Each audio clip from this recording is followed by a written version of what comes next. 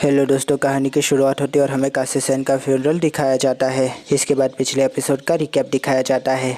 वो कहता है आज का दिन गर्म है। 10 साल पहले भी वो दिन इतना ही गर्म था। नहीं, वो रात थी और बरसात हो रही थी। इसके बाद कहानी फ्लैशबैक में जाती है। ये तो मैंने बिल्कुल नहीं सोचा था। आज का दिन तो सच में बहुत ही खराब निकला। मुझे नफरत है बरसात से। ऑर्गेनाइजेशन ने जो मुझे इन्फॉर्मेशन दी वो गलत थी। वो बंदा चाकू के साथ लड़ाई में मास्टर था। उन्हें ये मुझे बताना चाहिए था। मेरा घाव बुरी तरह से चल रहा है। आज का दिन तो परफेक्शन से कोसों दूर था। अरे वाह, मैं तो हक्की पक्की ही रह गई। कासेकुन, मैं सही थी। ये तुम ही हो कासेकुन। वो गाता सा, देखो जरा, मैं पूरी तरह से भीग चुकी हूँ। हमारा डिपार्टमेंट एक ही कंपनी में है। ऑटो और हम कोलिग्स हैं। आखिर ये शिंजुकू में क्या कर रही है? तुम्हारा चेहरा देखकर साफ साफ लग रहा है कि तुम मुझे यहाँ पर देखकर बहुत ही ज्यादा चंपित हो। क्यों? वैसे मुझे लगता है कि हमें कभी काम के अलावा भी कुछ बातें करनी चाहिए। एक काम करते हैं, कहीं अच्छी जगह पे जाके कुछ पीते हैं। रुको जरा, ये तुम्हारे कपड़ों पे क्या है? सत्यानाश, कहीं से पता तो नहीं चल गया कि मैं क्या काम करता हूँ। यहाँ पर हम दोनों के अलावा कोई नहीं है। मैं क्या करूँ? इसे किडनैप कर लूँ या फिर यहाँ से भाग जाऊँ या फिर इसे यहीं पर ख़त्म कर दूँ? क्या चीज़ सबसे परफेक्ट रहेगी इस वक्त? देखो तो जरा, जब भी तुम नर्वस होते हो तो इस तरह का चेहरा बना देते हो। क्या? इसे कैसे पता कि जब मैं नर्वस होता हूँ तो ऐसा चेहरा बनाता हूँ? हाँ, मैं समझ सकती हूँ। कोई ज़रूरत नहीं है छुपाने की। शायद मुझे जवाब मिल गया है कि परफेक्ट आंसर कौन सा है। तुम्हारी नाक से खून निकल रहा था ना? आज का दिन सच में बहुत गर्म था। अपना ध्यान रखा करो वरना तुम्हें हीट स्ट्रोक हो सकता है। रुको जरा, मेरे पास नमक है, मैं तुम्हें अभी देती हूँ।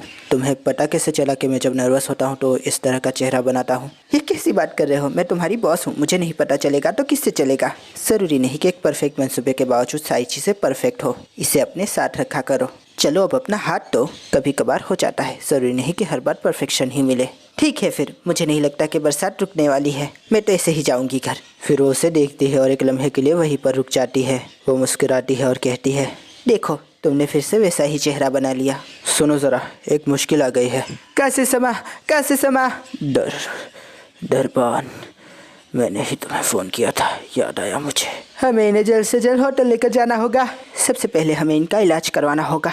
देर हो चुकी है, मैं अब नहीं बच सकता। तुम दोनों समझ रहे हो ना मैं क्या कह रहा हूँ? मुझे मार दो।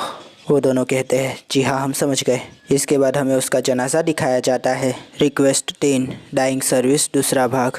सारा कहती है कि यह सब कुछ बहुत जल्दी और आराम से हो गया। मुझे नहीं पता था कि मैं इनके लिए डाइंग सर्विस का एहतमाम करूंगी। हमने ये दिखाया कि उनकी मौत हार्ट अटैक से हुई है, ना कि पेट में छुरा भोंकने से। खूनी होने के सारे सबूत हमने मिटा दिए और उनके फ्यूनरल का इंतजाम हमने होटल में ही कर दिया। हम पूरी तरह से सक्षम थे कि हम उनकी पहचान को पूरी तरह से मिटा दे। है सारा सेन, उनके पापों की गिनती डबल डिजिट में थी। क्यों? हाँ बिल्कुल।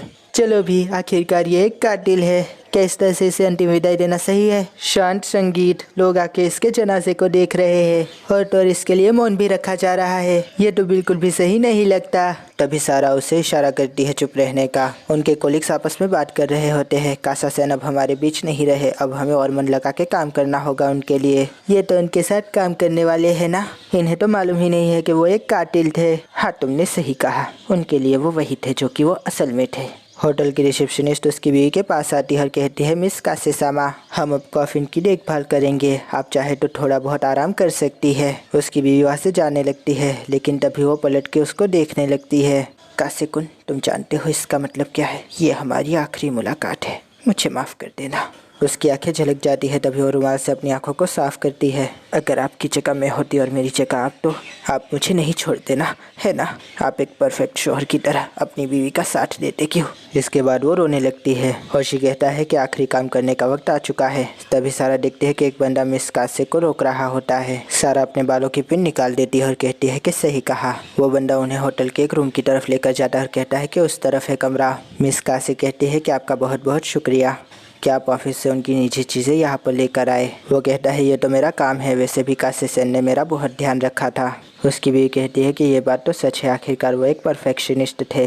वो पूछता है कि क्या मैं जान सकता हूँ कि कासे सेन की मौत के दिन आप क्या कर रही थी? वो कहती है कि हमारी शादी की सालगिरह की तैयारियां कर रही थी। मैंने उनके लिए केक भी खरीदा था। वो सोचता है कि सही कहा तुमने, और तो तुम उस इंसान से भी मिली जो कि लॉलीपॉप चूसता है। वो उसे मारने ही वाला होता है, लेकिन तभी वो पलटती है और देखती है कि पीछे कोई नहीं होता। वो इधर उधर नजर दौड़ाती है, लेकिन वो गायब सा हो जाता है। वो कहती है कि वो कहाँ चला गया। इसके बाद वो वापस चली जाती है और हम देखते हैं कि सारा ने उसे पर्दे के अंदर जकड़ के रखा होता है। वो कहती है कि तुम्हें यहाँ पर जुर्म करने की परमिशन नहीं मिलेगी। तुम्हें शिमामोटो गैंग ने उसे मारने के लिए भेजा है। क्यों? मैं तुम्हें बता दूं कि ये बस एक एक्सीडेंट था। कासे-सामा अपने टारगेट को ख़त्म करके वहाँ से जा रहे थे और उनकी मुलाकात उनसे हो गई और बस इसी वजह से वो कैमरा के अंदर आ गई। तुम समझ रहे हो ना? वो कासे-सामा थे जो शिमामोटो का रूप लेकर वहाँ पर गए थे शिमामोटो को मारने, और उन्होंने अपना काम ख़त्म कर दिया और फिर नीचे आ गए थे। तभी पीछे उनकी बीवी आ गई और उन्होंने उन्हें आवाज़ लगा दी। ये ज़्यादा और कुछ नहीं, बस एक इत्तेफाक है। और क्योंकि अस्मी-सामा वो इंसान थी जो कि आखिरी बार शिमामोटो के साथ देखी गई, इसीलिए उन्होंने होशी को फ़ोन लगाया और कहा कि एक मुश्किलात आन पड़ी है। तो उनका शिमामोटो के खून के साथ कोई लेना देना नहीं है। वो कहता है कि क्या तुम सच बोल रही हो? सारा कहते कि हम तुम्हें सारे सबूत दे देंगे, फिर तुम्हें इत्मीनान आ जाएगा। वो कहता है कि तुमने मुझे पकड़ कैसे लिया? सारा कहती है कि जाहिर सी बात है, जब आपका कोई करीबी मारा जाए तो आप इस तरह से आराम से नहीं घूमते फिरते। ज़्यादा होशियारी मुश्किलात पैदा करती है। अरे वो तो मेरा है, वो मुझे ध्यान ही नहीं रहा। आपका बहुत बहुत शुक्रिया। अरे आप तो होशी-सामा है ना? जी हाँ, मैं वही हूँ। मैं जानती थी आप उन तस्वीरों में है जो मेरे शोहर मुझे भेजा करते थे। आप उस दिन उनके साथ ही थे ना? अगर आपको बुरा ना लगे तो आप मुझे बताएंगे कि वो अपने आखिरी दिन में क्या कर रहे थे? उस दिन हमारे होकाइडो ट्रिप से वापस आने की फ्लाइट कैंसिल हो गई थी। हम टोक्यो में होने वाली मीटिंग के बारे में बात कर रहे थे, लेकिन कासे-सेन बहुत ही शांत थे और परफेक्शन तो मानो उनके खून में था। वो हालात की बेचिटगियों से बिल्कुल भी नहीं घबराते थे। उन्होंने मुझे कुछ काम कहे थे करने के लिए, लेकिन जब वो आपकी बात करते थे, मतलब अपनी बीवी की। मेरी बात सुनो। अस्मी और मैं एक ही कैमरा में कैप्चर हो चुके हैं। अस्मी को बचाओ, शिमामोटो के लोगों से उसे बचाओ। हम समझ गए। वो सिर्फ आपकी बात कर रहे थे, सिर्फ आपकी। उन्हें बस आपकी चिंता थी। वो उससे बिल्कुल अलग लग रहे थे, जैसा कि मैं उन्हें जानता था। सही कहा, मैं जानती थी। उनकी परफेक्शन के बारे में बात करना मुझे पसंद आता था। बहुत वक्त पहले जब मैंने पहली बार उनके चेहरे पर वो भाव देखा, मैं आज तक नहीं भूल सकती। इसलिए मैं हर सालगिरह पर कुछ ऐसा करती जिससे कि वो चेहरा बनाए। बस यही तो चाहिए था मुझे। ये देखो कैसा लगा, लेकिन अब मैं ये नहीं कर पाऊंगी। ये उनकी आखिरी बिजनेस ट्रिप की फ़ोटो है। फिर वो उस लिफाफे को देखकर वहाँ से चला जाता है। हस्मी उस लिफाफे को खोलकर कासे-सेन की फ़ोटो देखती है, लेकिन तभी उसमें से एक चिट्ठी बाहर गिरती है। ये तो उसी की लिखावट है। वो उस चिट्ठी को पढ़ के शौक में आ जाती है और उसकी आंखें भीग जाती है। उस चिट्ठी में लिखा था, इन शॉर्ट, मेरी ज़िंदगी का सबसे परफेक्ट लम्हा वो था जब मैं तुमसे मिला। उसके पैरों में जान नहीं रहती और वो वहीं पर गिर जाती है। कितना खूबसूरत तोहफा दिया है तुमने मुझे। वांडो-सामा, आके-सामा, ताके-सामा, पाओलो-सामा, सब गलत। वो जो लड़की गेट के पास है वो रूम नंबर 502 की शिनाजुका-सामा है। Room number 502? लेकिन वो तो एक बूढ़ा इंसान है। लेकिन उसकी तो चाल भी बहुत ही ज़्यादा अच्छी है। हर कोई बाहर जाने से पहले मुझे एक इशारा देता है, जिससे कि मुझे पता चल जाता है। कासे-सामा ने मुझे ये करना सिखाया था। हाँ सही कहा, वो बहुत ही ज़्यादा होशियार थे। क्यों? कासे-सामा तो जैसा कि हमारे बीच तय हुआ था, इसमें डाइंग सर्विस की जानकारी है। ज़रा ये देखिए, आप अपनी बीवी को एक लेटर भी लिख सकते हैं। हाँ, ये एकदम ठीक रहेगा। मेरी बीवी ने मुझे बहुत ज़्यादा दुख दिया है अपनी बातों से। आखिरी वक्त में कुछ ऐसा संदेश छोड़ूंगा कि जिससे कि वो रो रो के बदहाल हो जाए। कासे-सामा, आप अपनी बीवी के बारे में बात कर रहे हैं? हाँ, मेरी बीवी को समझना मुश्किल ही नहीं, नामुमकिन है। मुझे समझ नहीं आ रहा कि उसके लिए मैं क्या लिखूं। कुछ ऐसा जो उसे हिला कर रख दे। कासे-सामा बहुत ही खास थे। पता नहीं, लेकिन यहाँ पर रहकर मैंने एक चीज़ सीख ली है।